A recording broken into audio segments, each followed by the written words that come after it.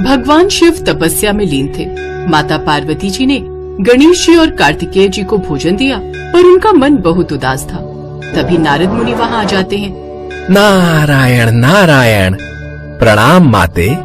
प्रणाम देवर्षि, आइए भोजन ग्रहण कीजिए। खीर पूरी माते, महादेव को भी खीर बहुत पसंद है, परंतु वे हैं कहाँ? कहीं दिखाई नहीं दे रहे। होना कहाँ है, वे तो अपना अधिकतर समय तपस्या में ही लीन रहते हैं। आज खीर बनाई थी कि शायद खीर की खुशबू से वे अपनी तपस्या से उठ जाएंगे और थोड़ा कुछ खा लेंगे। कितने समय से मैंने और महादेव ने एक साथ बैठकर भोजन तक नहीं किया।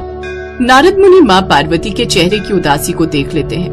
मेरे पास एक उपाय है जिससे आप भगवान शिव से जो भी कामना करेंगी वो जरूर पूरी करेंगे। तो बताइए ना देवर्षि, ऐसा कौन सा उपाय है जिससे मैं उनसे जो भी मांगूंगी वो इच्छा पूरी करेंगे? माते, अगर आप श्रावण मास में की जाने वाली कावड़ यात्रा करके गंगा जल से महादेव के शिवलिंग का अभिषेक करेंगी तो महादेव अत्यधिक प्रसन्न होंगे। कहते हैं जो भी भक्त सच्चे मन से कावड़ यात्रा पूरी करता है, भगवान भोलेनाथ उस भक्त की इच्छा बहुत जल्दी पूरी करते हैं। आप इस कावड़ यात्रा का लाभ उठाकर महादेव को प्रसन्न कर सकती हैं, किंतु इस यात्रा को पैदल ही चलकर पूरा करना होता है। इसके लिए आप किसी भी शक्ति या फिर चमत्कार को अपने लिए उपयोग नहीं कर सकती। तभी आपको इस कावड़ यात्रा का पूरा फल प्राप्त होगा। भगवान भोलेनाथ को प्रसन्न करने के लिए आप जानते हैं देवर्षि, मैंने वर्षों कठोर तपस्या की थी, तब जाकर प्रभु मुझे पति रूप में प्राप्त हुए थे। तो फिर मैं उनके प्रेम को पाने के लिए कोई भी कठिन तपस्या कर सकती हूँ, इसलिए मैं कावड़ यात्रा अवश्य पूरी करूंगी। माता पार्वती ने ठान लिया था कि वो कावड़ यात्रा पूरी करके महादेव को प्रसन्न अवश्य करेंगी। वो एक साधारण स्त्री का रूप ले लेती हैं और एक गांव में पहुंचती हैं। क्या तुम भी कावड़ यात्रा कर रही हो? हाँ बहन, मैं पहली बार कावड़ यात्रा करने जा रही हूँ। बहुत मन था कि मैं कावड़ यात्रा करूं। सुना है कावड़ यात्रा करने से महादेव मन की सारी मुरादें पूरी करते हैं। क्यों ना हम साथ में कावड़ यात्रा करें? दोनों को एक दूसरे का साथ मिल जाएगा। साथ में?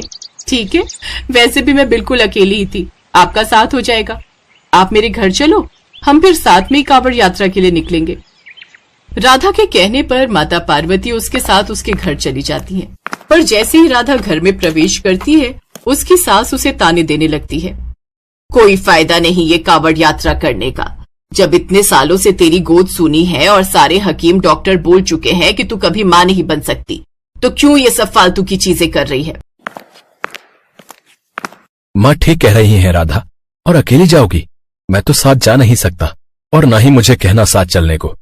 आपको परेशान होने की कोई जरूरत नहीं है, मैं इनके साथ जा रही हूँ। ये भी कावड़ यात्रा के लिए ही निकली हैं। रहने दे रोशन, इसके जो जी में आई करने दे। अगर अगले साल तक इसके बच्चा नहीं हुआ तो मैं साफ साफ इसे बोल रही हूँ, मैं तेरी दूसरी शादी कर दूंगी। जा अब तुझे जिस भी यात्रा पर जाना है। राधा की आंखों में आंसू आ जाते हैं। इसके बाद राधा और माँ पार्वती अपनी अपनी कावड़ लेकर यात्रा पर निकल पड़ती है। राधा को क्या मालूम था कि वो कितनी सौभाग्यशाली है। उसने कितने पुण्य कर्म किए हैं जो आज स्वयं माँ पार्वती उसके साथ कावड़ यात्रा पर जा रही है। राधा, क्या तुम्हें भोलेनाथ पर सच में विश्वास है कि वो तुम्हारी मनोकामना पूरी करेंगे? हाँ बहन, मुझे भोलेनाथ पर पूरा विश्वास है। कहते हैं ये कावड़ यात्रा बहुत फलदायी है। कावड़ के जल से भगवान भोलेनाथ के शिवलिंग का अभिषेक करने से वो प्रसन्न होते हैं। राधा की बातें सुनकर माता पार्वती मुस्कुरा देती हैं। चलते चलते माता पार्वती थक जाती हैं। लाओ बहन, थोड़ी देर कावड़ मुझे पकड़ा दो और तुम यहाँ पेड़ के नीचे आराम कर लो। राधा, तुम भी तो थक गई हो, तुम आराम नहीं करोगी? कोई बात नहीं, पहले आप थोड़ी देर विश्राम कर लो। अगर मुझे थकान लगेगी तो मैं आपको बोल दूंगी। माँ पार्वती पेड़ के नीचे विश्राम करने लगती है। अचानक एक शेर दहाड़ता हुआ बाहर आ जाता है। शेर को सामने देखकर राधा घबरा जाती है। माँ पार्वती गहरी निद्रा में सो रही थी। मैं भूखा हूँ और भोजन की तलाश में निकला हूँ। मैं तुम्हें खा जाऊंगा। राधा माँ पार्वती के आगे आकर खड़ी हो जाती है और शेर के सामने साहस रखती है। क्या तुम्हें मुझसे डर नहीं लगा? तुम चाहती तो मुझे देखकर भाग सकती थी, पर तुम क्यों नहीं भागी? नहीं, मैं इन्हें यहाँ छोड़कर नहीं जा सकती। तुम्हें अगर खाना है तो मुझे खा लो, पर इन्हें छोड़ दो। ऐसा तो कोई भी नहीं करता। कि अपनी जान की परवाह किए बिना किसी दूसरे की जान बचाना, क्या ये तुम्हारी कोई रिश्तेदार है जो तुम उनके लिए अपनी जान देने को तैयार हो? हाँ, इनका मेरे से इंसानियत का रिश्ता है और इस रिश्ते के नाते मैं उनकी जान की रक्षा कर रही हूँ। तुम्हारी बातें सुनकर मैं बहुत आश्चर्यचकित हूँ। तुम बहुत नेक दिल हो, इसलिए मैं वापस जा रहा हूँ। तुम्हें मेरे से डरने की कोई जरूरत नहीं। शेर वापस झाड़ियों में चला जाता है। तभी माँ पार्वती भी नींद से जाग जाती है। अरे, पता ही नहीं चला मैं कितनी देर सो गई। क्या तुम थोड़ी देर विश्राम करना चाहोगी? नहीं नहीं बहन, चलना चाहिए ताकि हम समय पर हरिद्वार पहुंच जाएं। उसके पश्चात माँ पार्वती राधा के साथ गंगा नदी से जल भरकर वापस गांव लौट आती है। माँ पार्वती राधा के साथ शिवलिंग की पूजा करती है। तभी शिवलिंग में से महादेव प्रकट होते हैं। महादेव को देखकर माँ पार्वती मुस्कुरा देती है। पार्वती, तुम और यहाँ पृथ्वी लोक पर? मैं तो तुम्हें कैलाश पर ढूंढ रहा था, फिर मुझे पता चला कि तुम कावड़ भरने गई हो। माँ पार्वती? मतलब आप साक्षात माँ पार्वती हो? माँ पार्वती अपने साक्षात रूप में आ जाती है। हाँ राधा, मैं धरती लोक पर कावड़ यात्रा के लिए आई थी और तुमने उसमें मेरी बहुत सहायता की। महादेव, राधा बहुत अच्छी है। इसे आशीर्वाद दीजिए कि इसे शीघ्र ही संतान की प्राप्ति हो। मैं जानता हूँ देवी पार्वती, राधा ने हर कदम पर अच्छाई का प्रमाण दिया है। मैंने ही शेर का रूप धारण करके राधा की परीक्षा ली थी। राधा उस परीक्षा में सफल रही। मैं राधा को उसकी सच्ची भक्ति का फल अवश्य प्रदान करूंगा। राधा की आंखों में खुशी के आंसू आ जाते हैं। भगवान शिव और माता पार्वती राधा को आशीर्वाद देकर वापस कैलाश लौट आते हैं। स्वामी, मैंने भी कावड़ यात्रा पूरी की है। अब समय है आपका मेरी भी इच्छा पूरी करने का। अब आप कुछ समय के लिए तपस्या में लीन न रहकर मेरे और बच्चों के साथ कुछ समय बिताएं। पता है, मैंने आपकी पसंद की खीर पूरी भी बनाई थी, आपने वो भी नहीं खाई। तो कोई बात नहीं, आज बना लो। आज मैं तुम्हारे और गणेश, कार्तिकेय, नंदी आदि सबके साथ मिलकर भोजन करूंगा। तभी नारद मुनि भी आ जाते हैं। देखा माते, कावड़ यात्रा का कितना शुभ प्रभाव है। अब तो आप मान गईं कि कावड़ यात्रा करने वाले सभी भक्तों की इच्छा महादेव अवश्य पूरी करते हैं। बिल्कुल देवर्षि नारद, आप बिल्कुल सही थे। अच्छा, आज मैं फिर से खीर पूरी बना रही हूँ, आप भी सबके साथ भोजन करके ही जाना।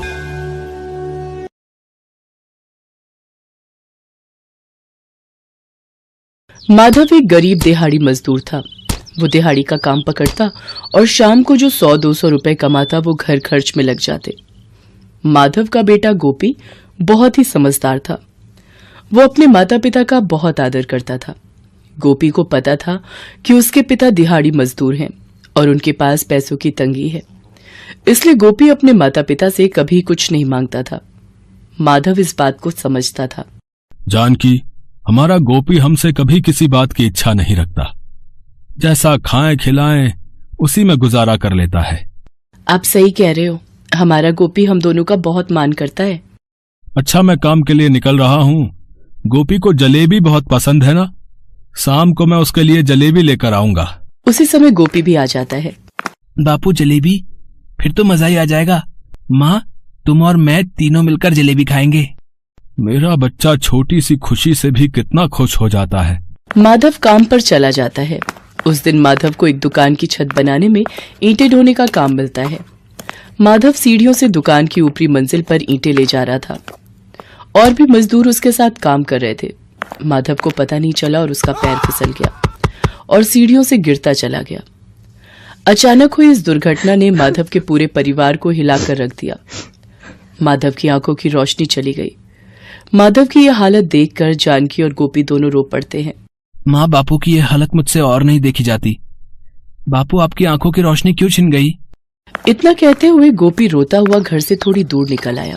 उसने देखा कुछ लोग जय बम भोले का गुणगान करते गुजर रहे थे। गोपी ने उनमें से गुजरते एक व्यक्ति से पूछा, भैया, आप सब लोग कौन हैं और भगवान भोले बाबा का नाम लेकर कहाँ जा रहे हैं? हम सब कावड़िए हैं और कावड़ लेकर हरिद्वार जा रहे हैं। फिर वहां से कावड़ में जल भरकर लाएंगे, शिवलिंग पर चढ़ाएंगे। जय भोलेनाथ। कावड़ का क्या महत्व है भैया? कावड़ भगवान शिव को अति प्रिय है भैया। जो कोई भी भक्त सच्ची श्रद्धा से कावड़ यात्रा करता है ना, भगवान शंकर उसकी सारी इच्छाएं पूरी करके सारे दुख दूर कर देते हैं। हाँ, मैंने कावड़ के बारे में सुना है। श्रवण कुमार भी अपने माता पिता को कावड़ में ही तीर्थ यात्रा पर ले गए थे। बिल्कुल सही कहा। श्रवण कुमार एक महान पुत्र थे। जय भोलेनाथ। कहते कहते व्यक्ति आगे बढ़ गया, पर गोपी के मन में एक उत्सुकता जागी थी। मैं अगर बापू को कावड़ में बिठाकर कावड़ यात्रा करूं, तो भगवान शंकर उनकी आंखों की रोशनी वापस कर देंगे। हाँ, मैं बापू को हरिद्वार ले जाऊंगा। गोपी के आत्मविश्वास से भरी बातें कैलाश पर्वत पर विराजमान भोलेनाथ और माता पार्वती सुन रहे थे। प्रभु, आपका नाम लेकर ये भोला बालक एक कठिन यात्रा पर निकलने वाला है। इसकी सहायता कीजिए प्रभु। देवी पार्वती, आप निश्चिंत रहो। मैं अपने भक्त पर कोई आंच नहीं आने दूंगा, पर सर्वप्रथम मुझे गोपी की परीक्षा लेनी होगी। उधर गोपी घर पहुंचा और 2 बड़ी टोकरों से कावड़ तैयार करने लगा। माँ, ये देखो, मैंने कावड़ बना ली। अब एक में बापू बैठेंगे और एक में हम जरूरी सामान रख लेंगे। गोपी मेरे बच्चे, तू इतनी दूर तक पैदल यात्रा करके मुझे कैसे संभाल पाएगा? ये हट छोड़ दे मेरे बच्चे। मुझे वैसे भी आंखों से दिखाई नहीं देगा, तो मुझे कहाँ कहाँ लेकर चलेगा? और तुम दोनों के जाने के बाद पीछे से मैं भी चिंता में रहूंगी। मेरा ध्यान तुम्हारी तरफ ही रहेगा। माँ बापू, आप चिंता मत करो, मैं सब संभाल लूंगा। और फिर भगवान भोलेनाथ मेरे साथ हैं। गोपी अभी बात कर ही रहा था कि एक बूढ़ा व्यक्ति लड़खड़ाता हुआ उसके पास आया। बेटा, मैंने तुम्हारी सारी बातें सुनी हैं। अगर तुम अपने पिता को कावड़ पर हरिद्वार ले जा रहे हो, तो क्या तुम एक टोकरी में मुझे भी बिठा सकते हो? मेरी बड़ी इच्छा है कि मैं अपने अंतिम दिनों में गंगा मैया के दर्शन करूं। हाँ बाबा, क्यों नहीं। वैसे भी एक टोकरी में सिर्फ सामान है, आप वहां आराम से बैठ सकते हो। मैं बापू और आपको हरिद्वार ले जाऊंगा। गोपी ने जब ऐसा कहा तो माधव और जानकी दोनों और परेशान हो गए।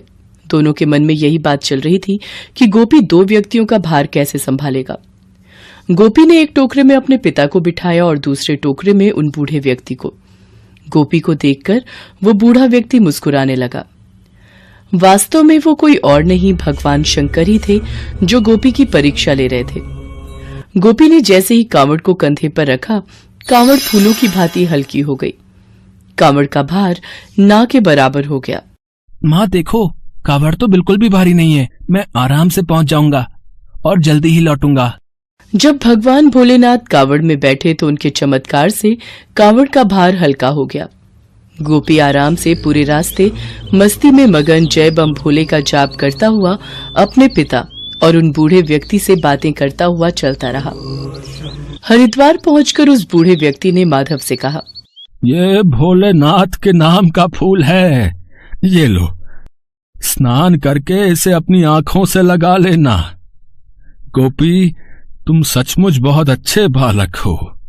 हर बच्चे को तुमसे प्रेरणा लेनी चाहिए और माता पिता का आदर करना चाहिए। देखना, तुम सदैव जीवन में सफलता पाओगे। अच्छा, अब मैं चलता हूं। थोड़ी देर गंगा के तट पर विश्राम करूंगा। इतना कहकर बूढ़े व्यक्ति के रूप में भगवान भोलेनाथ वहां से चले गए। इसके पश्चात गोपी ने माधव को गंगा के तट पर बैठाकर स्नान करवाया। जो फूल वो बूढ़ा व्यक्ति माधव को दे गया था, माधव ने उसे अपनी आंखों से लगाया। पर ये क्या, भगवान शंकर के चमत्कार से माधव की आंखों की रोशनी लौट आई। गोपी, वो कौन थे? वो कोई साधारण व्यक्ति नहीं थे। मेरी आंखों की रोशनी लौट आई है। मैंने इस फूल को आंखों से लगाया और मैं देख सकता हूँ, ये फूल मुझे उन सज्जन व्यक्ति ने दिया था। बापू, आप देख सकते हो, वो बूढ़े बाबा सचमुच भगवान शंकर थे। वो मेरी कावड़ पर बैठे थे। हे भोलेनाथ, ये आपने कैसी लीला रची। बापू जैसे ही वो मेरी कावड़ में बैठे, कावड़ का भार कम हो गया। आपने मेरे बापू की आंखों की रोशनी लौटा दी भोलेनाथ। बापू, मुझे उन कावड़ियों ने सही कहा था, कावड़ यात्रा का फल अवश्य मिलता है और साक्षात भगवान भोलेनाथ इस यात्रा को पूरा करने में हमारी सहायता करते हैं। माधव और गोपी की खुशी का ठिकाना नहीं रहता। हर की पौड़ी पर खड़े भक्त जब इस चमत्कार के बारे में सुनते हैं तो सब गोपी की बहुत प्रशंसा करते हैं। गोपी माधव के साथ कावड़ का जल लेकर आता है और शिव मंदिर में शिवलिंग की पूजा करता है। जानकी भी ये सब देखकर बहुत खुश थी। वहीं कैलाश पर्वत पर विराजमान भगवान शंकर और देवी पार्वती ये सब देख मुस्कुरा रहे थे।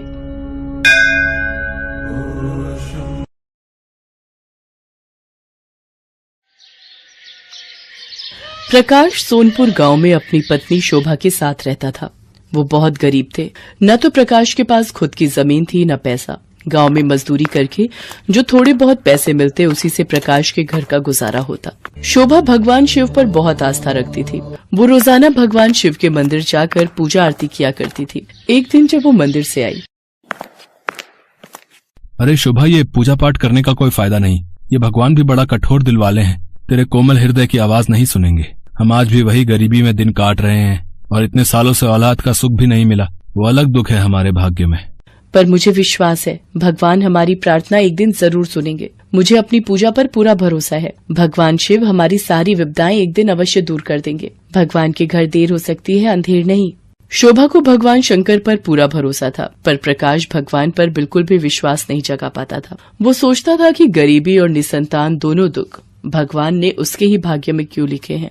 प्रकाश को गांव में काम मिलना बहुत कम हो गया था, इसलिए उनकी तंगी और बढ़ती जा रही थी। अब तो प्रकाश बिना मजदूरी के ही घर वापस लौटने लगा। कभी कभी तो वे दोनों पानी में चावल उबालकर खाकर ही पेट भर लेते और कभी कभी भूखे ही सो जाते थे। पर शोभा का विश्वास भगवान शिव के ऊपर से कभी नहीं हटता था। शोभा की आदत थी वो रात में भगवान शिव का स्मरण करके ही सोती थी। सावन माह के पावन दिन आ जाते हैं। शोभा ने भी सावन सोमवार के व्रत रखने शुरू किए। एक रात भगवान शिव ने उसे दर्शन दिए। शोभा, तुम मेरी बहुत पूजा और भक्ति करती हो। मैं तुम्हारी पूजा से बहुत प्रसन्न हूँ। अब तुम्हारी सारी चिंताएं दूर होने वाली हैं। प्रभु, मुझे आप पर पूरा विश्वास था। आप मेरे दुख जरूर दूर करोगे। इतना कहकर भगवान शिव अंतर ध्यान हो जाते हैं। शोभा सपने से जागती है और इधर उधर देखने लगती है, पर वहाँ कोई नहीं होता। वो सपने की बात प्रकाश को बताती है। शोभा, वो सपना है और सपने कभी सच नहीं होते। पर कोई बात नहीं, चलो सपने में ही सही। तुमने अपने भगवान के दर्शन तो किए। अच्छा, मैं जा रहा हूँ। देखता हूँ साहूकार के पास कोई काम मिल जाए। प्रकाश साहूकार के पास जाता है, पर वहाँ उसे कोई काम नहीं मिलता। प्रकाश निराश होकर घर वापस आने लगता है। वो रास्ते में सोचता जा रहा था कि आज तो उसके पास बिल्कुल भी पैसे नहीं है। वो कैसे घर खर्च निकालेगा। चलते चलते वो थोड़ी दूर ही पहुँचता है। उसे पीछे से एक आवाज आती है। अरे भैया सुनो, मैं तुम्हें ही बुला रहा हूँ। हाँ भाई। जी बोलिए। जब तुम साहूकार के पास काम मांग रहे थे, मैं वहीं बैठा था और तुम्हारी बातें सुन रहा था। मैं तुम्हारे जैसे ही किसी व्यक्ति की तलाश में था जिसे कोई काम चाहिए हो। क्या तुम मेरे लिए काम करना चाहोगे? मैं तुम्हें अच्छे दाम दूंगा। क्या नाम है तुम्हारा? मेरा नाम प्रकाश है। मुझे अभी पैसों की बहुत जरूरत है। बताइए मुझे क्या काम करना होगा? मैं बहुत बूढ़ा हो चुका हूँ।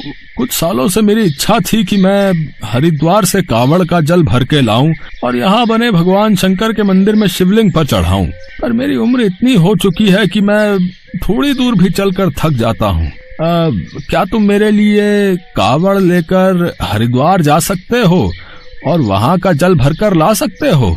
यदि हाँ, तो मैं तुम्हें इस काम के पूरे 50,000 रुपए दूंगा। ठीक है बाबा, मैं आपका काम कर दूंगा। मैं हरिद्वार से कावड़ का जल भरकर ले आऊंगा। बूढ़े व्यक्ति की बात को सुनकर 2 मिनट के लिए तो प्रकाश को विश्वास ही नहीं हुआ कि अचानक उसे 50,000 रुपए कमाने का मौका मिल गया। उसने तो सपने में भी 50,000 रुपए कमाने का नहीं सोचा था। प्रकाश ने बूढ़े व्यक्ति को हाँ कह दिया। ठीक है, तो तुम कल सुबह तड़के ही हरिद्वार के लिए निकल जाओ। फिर जब तुम वापस आओगे तो मैं तुम्हें तुम्हारी पूरी रकम दे दूंगा। ये कुछ पैसे रखो, रास्ते में तुम्हारे काम आएंगे। प्रकाश घर आ जाता है और पूरी बात शोभा को बताता है। शोभा भी ये सब सुनकर बहुत खुश होती है और प्रकाश के जाने की तैयारी करती है। अगले दिन सुबह ही प्रकाश कांवड़ लेकर जल भरने निकल जाता है। वो तो बस इसी इच्छा से जल लेने जा रहा था कि जैसे ही जल भरकर लाएगा उसे अपनी रकम मिल जाएगी, जिससे उसकी गरीबी दूर होगी। प्रकाश हरिद्वार पहुंच जाता है और वहां से जल भर लेता है। वो पैदल ही कांवड़ लेकर निकला था, इसीलिए जब वो वापसी आ रहा होता है, रास्ते में उसे बहुत से कांवड़िए मिलते हैं जो जय भोले बाबा की बोल रहे होते हैं। प्रकाश भी उन्हीं के बीच से निकलता वापस आ रहा होता है। चलते चलते प्रकाश को एक झाड़ी के पास से आवाज आती है। कोई 2 घूंट पानी पिला दो, बहुत प्यास लगी है। प्यास के मारे मेरा गला सूख रहा है। कोई मेरी मदद करो। आप कौन है बाबा, और यहाँ कैसे इस हालत में? बेटा, मैं यहीं पास के गांव में रहता हूँ। मेरी आंखें नहीं हैं, मैं देख नहीं सकता। भोजन की तलाश में गांव से दूर निकल आया और रास्ता भटक गया। मुझे बहुत प्यास लगी है। बेटा, 2 घूंट पानी पिला दो, भगवान तुम्हारा भला करेगा। क्या करूं, मेरे पास पीने का पानी नहीं है। बस यही गंगा जल है जो उन बूढ़े बाबा के लिए लेकर जाना है। अगर मैं ये जल इन्हें पिला दूंगा तो उन्हें क्या बोलूंगा? ये जल तो शिवलिंग पर चढ़ाने के लिए है, पर मैं इन बाबा को जो प्यास से व्याकुल हो रहे हैं, इन्हें ऐसे भी तो नहीं छोड़ सकता। मैं इन्हें जल पिला देता हूँ और उन बूढ़े बाबा को बोल दूंगा कि मैं जल नहीं ला सका। शायद मेरी किस्मत में पैसे कमाना लिखा ही नहीं था। प्रकाश उस व्यक्ति को कांवड़ का जल पिला देता है। व्यक्ति की प्यास बुझ जाती है और वो प्रकाश को धन्यवाद कहता है। बेटा, आज तुमने इस बुरे वक्त में मेरी सहायता की, मेरी प्यास बुझाई। भगवान तुम्हें हमेशा खुश रखे बेटा। आज तुमने मुझ अंधे फकीर को पानी पिलाया है। मैं भी तुम्हें कुछ देना चाहता हूँ। ये पोटली अपने पास रखो और घर जाकर ही इस पोटली को खोलना। बाबा, मैं आपको घर छोड़ देता हूँ। आप अकेले कैसे जाओगे? नहीं बेटा, मैं चला जाऊंगा। तुम्हें भी तो समय पर घर पहुंचना होगा। तुम्हारी पत्नी शोभा तुम्हारी राह देख रही होगी। प्रकाश अपने घर की तरफ चल पड़ता है। रास्ते भर प्रकाश यही सोचता है कि वो उस बूढ़े व्यक्ति को क्या जवाब देगा। शिवरात्रि जल का भी आज आखिरी दिन है। दोबारा भी जल भरने नहीं जा सकता। वो समय पर नहीं पहुंच पाएगा। वो मायूस अवस्था में गांव पहुंचता है और साहूकार की दुकान पर पहुंचता है। सेठ जी, उस दिन जब मैं आपसे काम मांगने आया था, तब यहाँ एक बूढ़े व्यक्ति बैठे थे। क्या आपने उन्हें कहीं देखा है? कौन सा बूढ़ा व्यक्ति है? मेरे यहाँ पर तो कोई मक्खी भी बिना इजाजत नहीं बैठती। कोई नहीं आया यहाँ। फिर वो बूढ़े व्यक्ति कहाँ गए? उन्होंने तो मुझे कहा कि वो मुझे यहीं मिलेंगे। प्रकाश ने गांव में हर तरफ उस बूढ़े व्यक्ति की खोज की, पर वो प्रकाश को कहीं भी नहीं मिला। प्रकाश निराश होकर घर आ गया। घर आकर प्रकाश ने अपनी पत्नी शोभा को सारी घटना बताई। सुनो जी, जो बूढ़े बाबा तुम्हें रास्ते में मिले थे, तुमने कहा कि उन्होंने मेरा नाम बोला था। उन्हें मेरा नाम कैसे पता चला? हाँ, मैंने तो उन बाबा को तुम्हारा नाम बताया ही नहीं था। उन्होंने मुझे कहा कि तुम्हारी पत्नी शोभा तुम्हारी राह देख रही होगी, इतना कहा, और ये एक पोटली दी कि इसे घर जाकर ही खोलना। शोभा, ये सब क्या हो रहा है भाई? आप पोटली खोलकर देखो क्या है इसमें, और बाबा ने ये आपको क्यों दी है? प्रकाश पोटली खोलकर देखता है। शोभा, इसमें तो 50,000 रुपए हैं। शोभा, 50,000 रुपए तो उन बूढ़े सेठ जी ने मुझे हरिद्वार से कावड़ का जल लाने की रकम बोली थी, पर आज मैंने उन्हें पूरे गांव में ढूंढा पर वो नहीं मिले। आप अब भी नहीं समझे, पर मैं पूरी बात समझ गई हूँ। ये सब भगवान शंकर की असीम कृपा है। आपने भले ही भगवान पर कभी विश्वास नहीं किया, पर आपका दयालु स्वभाव देखकर भगवान भोलेनाथ ने आपको उसका फल दिया है। ये सब उन्हीं का चमत्कार है। वो सारा खेल भोले बाबा का ही रचाया हुआ था। आपने जरूरतमंद की सहायता की और भगवान ने आपकी परीक्षा ली, जिसमें आप खरे उतरे। हमें भगवान का धन्यवाद करना चाहिए। आज उन्हीं की वजह से हमारी गरीबी के दिन दूर हुए हैं। शोभा, ये सब तुम्हारी भगवान शंकर के प्रति पूजा और अर्चना का फल है। तुमने हमेशा उनकी सच्चे मन से पूजा की, इसीलिए उन्होंने तुम्हें इसका फल दिया। भगवान शंकर पर आज से मेरा भी अटूट विश्वास बढ़ गया है। हे भोले बाबा, मुझे क्षमा कर देना। मैं आपकी शक्तियों को पहचान नहीं सका बाबा। आप अंतर्यामी हो प्रभु। आप अपने भक्तों के मन की बात पढ़ लेते हो। जय भोले बाबा की। ओम नमः शिवाय। जय भोले बाबा की। उस दिन के बाद प्रकाश को भगवान पर अटूट विश्वास हो जाता है। अब वो भी शोभा के साथ रोजाना भगवान शंकर के मंदिर में जाकर पूजा और आरती किया करता था और शिवलिंग पर जल चढ़ाया करता था। भगवान शंकर की कृपा से कुछ सालों में शोभा के 2 बच्चे, बेटा और बेटी पैदा होते हैं। प्रकाश और शोभा के जीवन में खुशियां आ जाती हैं। एक निर्धन की कांवड़ यात्रा सफल हो जाती है।